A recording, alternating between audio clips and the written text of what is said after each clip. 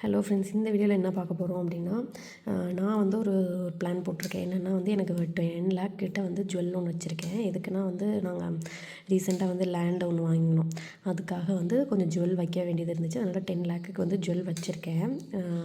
So வந்து என்ன பண்ணணுன்னா, நெக்ஸ்ட் ஒரு 2 இயர்ஸ்க்குள்ளே வந்து இந்த 10 லேக் வந்து ஜுவல்லை வந்து நான் கம்ப்ளீட் பண்ணணும், க்ளோஸ் பண்ணிடணும் அப்படின்னு தான் பிளானு. ஏன்னா இதுக்கு முன்னாடியே நான் வந்து ஸ்டார்டிங்கில் என் மேரேஜ் ஆன புதுசுலேயே ஒரு 5 லேக் கிட்ட ஜுவல் லோன் வச்சுருந்தேன். அதை நான் க்ளோஸ் பண்ணிட்டேன், ஃபுல்லாகவே க்ளோஸ் பண்ணி ஜுவல் எடுத்துட்டேன்.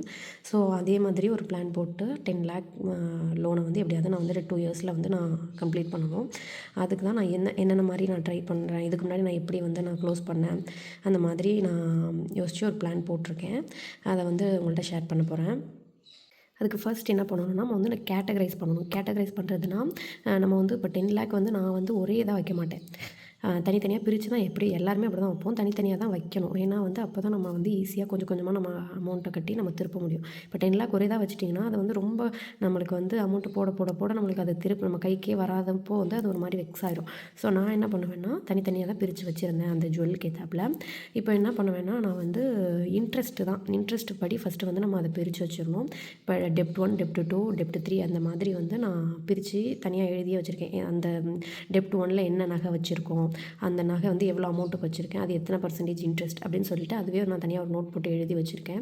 நான் வந்து ஒரு 5 டெப்ட்டுன்னு சொல்லிட்டு 5 லோன் கிட்ட வச்சுருக்கேன். ஸோ அதை வந்து வரிசையாக எழுதிக்குவேன். அதில் வந்து இன்ட்ரெஸ்ட் கூட கம்மியாக அந்த மாதிரியும் இருக்கும்.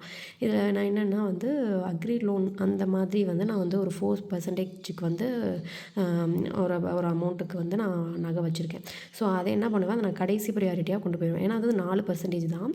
அதுக்கு முன்னாடி வந்து 9.9%க்கும் ஜுவல்லு 1 லேக்குக்கு வச்சுருக்கேன். ஃபஸ்ட்டு நான் என்ன பண்ணுவேன், அந்த 1 லேக் ஜுவல்லை தான் திருப்புவேன்.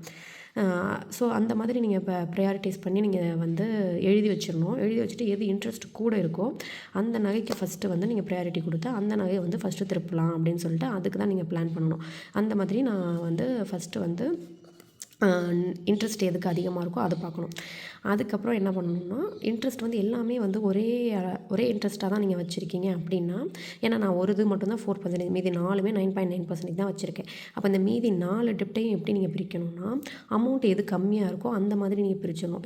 இப்போ வந்து ஒன்று வந்து 1 லேக்கு, இன்னொன்று வந்து ஒரு 1.2 லேக், அதாவது 1,20,000 அந்த மாதிரி இருந்துச்சுன்னா, இன்னொன்று வந்து ஒரு 2 லட்சம் அந்த மாதிரி இருக்கும்போது நீங்கள் வந்து ஃபஸ்ட்டு 2 லேக்காக திருப்பக்கூடாது. 1 லேக் இருக்கிறத வந்து ஃபஸ்ட்டு நீங்கள் கட்டி அதை திருப்பிடணும். அப்போ வந்து உங்களுக்கு அந்த 1 லேக் கட்டி நீங்கள் திருப்பும்போது அந்த நகை உங்கள் கைக்கு வந்துருச்சுன்னா இன்னும் கொஞ்சம் உங்களுக்கு ஆர்வமாகி திரும்பி வந்து மறுபடியும் சரி நம்ம திருப்புறோம் அப்படின்னு சொல்லிட்டு நம்மளுக்கு வந்து ஒரு மோட்டிவேஷனாக இருக்கும்.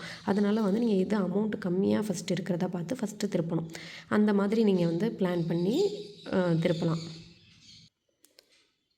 அடுத்தது என்னென்னா, ரெடியூஸ் எக்ஸ்பென்சஸ் அண்ட் சேவிங்ஸ்ன்னு போட்டிருக்கேன் இல்லையா, இது என்ன பண்ணணுன்னா வந்து நம்ம வந்து மாதம் நம்ம செலவுக்காக நம்ம ஒதுக்கி வச்சுருப்போம் நம்ம பட்ஜெட் பிளான் பண்ணும்போது. அது மட்டும் இல்லாமல் சேவிங்ஸ்க்காகவும் நம்ம வந்து ஒரு அமௌண்ட் எடுத்து ஒதுக்கி வச்சுருப்போம். இது ரெண்டையுமே நம்ம குறைச்சிட்டு நம்ம நகைக்கு வந்து, அதாவது நகை மீன்ஸ் நம்மளோட கடனுக்கு வந்து நம்ம இம்பார்ட்டன்ஸ் கொடுக்கணும். அப்போ நம்ம இது ரெண்டுக்குமே, இப்போ வந்து இதுக்கு ஒரு 20,000 வச்சுருக்கீங்க, இதுக்கு ஒரு 10,000 எடுத்து வச்சுருக்கீங்கன்னா, உங்களால் இது ரொம்ப இம்பார்ட்டண்ட்டான இருக்கிற மாதிரியான சேவிங்ஸை மட்டும் பண்ணிவிட்டு மீதியை வந்து நகைக்கு போட்டுறணும்.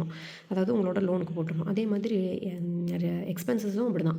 நம்ம வந்து ரொம்ப அத்தியாவசியமான செலவுகளை மட்டும் நம்ம பார்த்துக்கிட்டு நம்ம மீதியை வந்து நம்ம லோனுக்கு போட்டுடணும். அந்த மாதிரி நம்ம போடும்போது தான் நம்ம ஈஸியாக வந்து நம்ம லோனை வந்து குறைக்க முடியும். அதுக்கப்புறம் வந்து லோன் முடிஞ்சிருச்சுன்னா அதுக்கப்புறம் நம்மளுக்கு ஒரு ஃப்ரீடம் இருக்கும். அப்போ வந்து நம்மளுக்கு பிடிச்ச மாதிரி நம்ம சேவிங்ஸோ இதோ பண்ணிக்கலாம். இப்போ நானுமே என்ன பண்ணுவேன், நான் வந்து என்னோடய சேவிங்ஸில் வந்து நகை சீட்டு போட்டிருக்கேன். அந்த நகை சீட்டு வந்து முடிஞ்சிடும், இந்த டிசம்பரில் முடிஞ்சிடும். அந்த முடிஞ்சதுக்கப்புறம் அந்த அமௌண்ட்டையும் தூக்கி நான் என்னோடய நகை கடனுக்கு தான் போடுவேன். ஏன்னா வந்து நான் சிட்டு போட்டு அதுக்கப்புறம் தான் நான் நகையை வந்து அடகில் வச்சுருந்தேன். ஸோ வந்து இப்போ வந்து எனக்கு கஷ்டமாக இருக்குது, எனக்கு அந்த நகை சீட்டு போடுறதே. அதனால் எப்படியோ கஷ்டப்பட்டு நம்ம அதை முடிச்சிட்டோன்னா அந்த அமௌண்ட்டையும் இனிமேல் நான் வந்து என்னோடய லோனுக்கு போட்டுட்டேன்னா அது ஈஸியாக வந்து குறைச்சிடுவேன். அதுக்கப்புறம் வந்து நம்ம நகை லோன் முடிஞ்சிருச்சுன்னா அதுக்கப்புறம் நம்ம வந்து மறுபடியும் சீட்டு போட்டுக்கலாம், என்ன வேணாலும் பண்ணிக்கலாம். ஸோ அந்த மாதிரி தான் பிளான் பண்ணணும். அந்த மாதிரி என்னோடய சேவிங்ஸில் வந்து எமர்ஜென்சி ஃபண்டு அண்டு பிபிஎஃப் இந்த மாதிரி முக்கியமானதை மட்டும் நான் போட்டுட்டு மீதி அமௌண்ட் எல்லாமே வந்து நான் நகை லோனுக்கு தான் போடுவேன். அதே மாதிரி எக்ஸ்பென்சஸ்லேயும் அது மாதிரி தான். எக்ஸ்பென்சஸ் மேக்ஸிமம் வந்து என்னோடய ஹஸ்பண்ட் தான் பார்த்துக்கிறாங்க. ரொம்ப இதாக முக்கியமானதாக நான் பார்த்துக்கிட்டு இருக்கேன். அதுலேயுமே என்னால் எவ்வளோ குறைக்க முடியும் அப்படின்னு பார்த்துட்டு அந்த எக்ஸ்பென்சஸ்லாம் விட்டுட்டு மீதியை வந்து நான் நகை லோனுக்கு போட்டுருவேன். இந்த மாதிரி பிளான் பண்ணலாம். தேர்டு வந்து எக்ஸ்ட்ரா இன்கம்னு போட்டிருக்கேன் இல்லையா? இது எப்படின்னா, உங்களுக்கு வேறு இப்போ வந்து நீங்கள் வந்து மந்த்லி வந்து இவ்வளோ பட்ஜெட் இப்போ வந்து ஒரு 50,000 உங்களுக்கு சேலரி, ஒரு 30,000 சேலரி வருதுன்னா, அதில் வந்து நீங்கள் பிரிச்சிருப்பீங்க. அது இல்லாமல் உங்களுக்கு வேறு எது மூலமாவது உங்களுக்கு ஒரு அமௌண்ட் வருது அப்படின்னு சொல்லி இந்த மாதத்துக்கு ஏதோ எக்ஸ்பெக்ட் பண்ண முடியாத மாதிரி ஏதோ ஒன்று வருது, இல்லை நீங்கள் வந்து வேறு ஏதாவது சைடு இன்கம் பண்ணுறீங்க, அந்த மாதிரி இருக்கும்போது அதுலேருந்து வர்ற அமௌண்ட்டும் அந்த மாதிரி இருக்கும்போது அதுலேருந்து வர்ற அமௌண்ட்டையும் தூக்கி நீங்கள் வந்து நான் உங்களோட டெப்ட்டுக்கு உங்களோட லோனுக்கு போடலாம். அந்த மாதிரி போடும்போது உங்களால் ஈஸியாக குறைக்க முடியும். ஏன்னா வந்து நீங்கள் வந்து உங்களோட மந்த்லி உங்களோட லோனுக்காகன்னு இவ்வளோ அமௌண்ட்டு நீங்கள் எடுத்து வச்சுருப்பீங்க. ஒரு இன்கேஸ் ஒரு இஎம்ஐ கட்டுறதா இருக்கட்டும், இல்லை ஒரு ஹவுசிங் லோன் போட்டு அதுக்கு கட்டிகிட்டு இருந்தாலுமே மந்த்லி அதுக்குன்னு ஒரு அமௌண்ட் போயிடும். அது போக நம்மளால் எவ்வளோ முடியுதோ அந்த அமௌண்ட் அதுக்கு கட்டணும்னா நம்மளோட லோன் வந்து ஈஸியாக முடிஞ்சிடும். ஸோ வந்து இந்த மாதிரி எக்ஸ்ட்ரா இன்கம் எந்த அமௌண்ட் வந்தாலுமே அதை வந்து தூக்கி நீங்கள் டேரெக்டாக உங்களோட லோனுக்கு நீங்கள் கட்டிடலாம். 4வது என்னென்னா எமர்ஜென்சி ஃபண்ட். இது எதுக்கு போட்டிருக்கேன்னா வந்து நான் என்ன பண்ணேன்னா, போன வருஷம் அந்த 5 லேக் ஜுவல்ல க்ளோஸ் பண்ணுறதுக்கு வந்து இதுவும் ஒரு காரணம் தான். எப்படி சொல்கிறேன்னா, நான் வந்து ஸ்டார்டிங்லேருந்து எமர்ஜென்சி ஃபண்ட் நம்ம போட்டுக்கிட்டே வந்தோம்னா ஒரு அமௌண்ட் வந்து அதுலேருந்து ஒரு 10 மந்த் 12 மந்த் நான் போட்டு 1 இயருக்கு போட்டிருந்தேன்னா அந்த ஒரு அமௌண்ட் வந்திருக்கும். எனக்கு அந்த மாதிரி வந்து ஒரு 50 ஆர் 60,000 வந்திருந்தது. ஸோ நான் என்ன பண்ணேன், அதுக்கு அடுத்து அதை வந்து அதாவது ஆர்டி மாதிரி தான் நான் போட்டுட்ருப்பேன். ஈஸியாக க்ளோஸ் பண்ணுற மாதிரி ஃபோன் ஆப்லேயே போட்டிருப்பேன். அதோட டைம் முடிஞ்சிருச்சு. முடிஞ்சோடனே அதை தூக்கி நான் ஒரு அக்கௌண்ட்டில் வச்சுருந்தேன். மறுபடியும் முதல்லேருந்து ஆர்டி போட்டுக்கிட்டே வந்தேன்.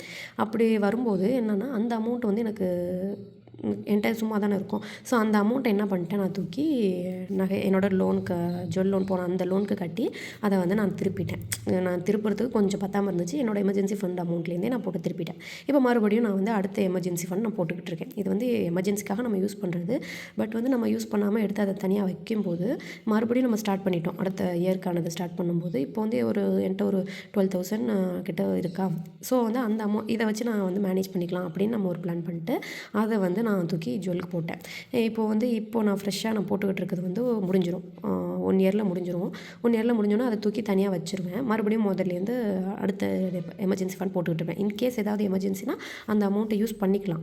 அப்படி ஒரு வேளை இல்லை அப்படின்னு சொன்னீங்கன்னா அந்த அமௌண்ட்டை தூக்கி நீங்கள் மறுபடியும் ஜுவலில் அவங்களோட டெப்ட்டில் போட்டுட்டு மறுபடியும் ஃப்ரெஷ்ஷான எமர்ஜென்சி ஃபண்ட் வந்து நீங்கள் ஸ்டார்ட் பண்ணிடலாம். ஸோ வந்து அந்த அமௌண்ட் வந்து உங்களுக்கு அந்த லோனுக்கு போயிடும். ஃப்ரெஷ்ஷாக இருக்கிறது வந்து நீங்கள் எமர்ஜென்சிக்காக யூஸ் பண்ணுறதுக்கு யூஸ் பண்ணிக்கலாம்.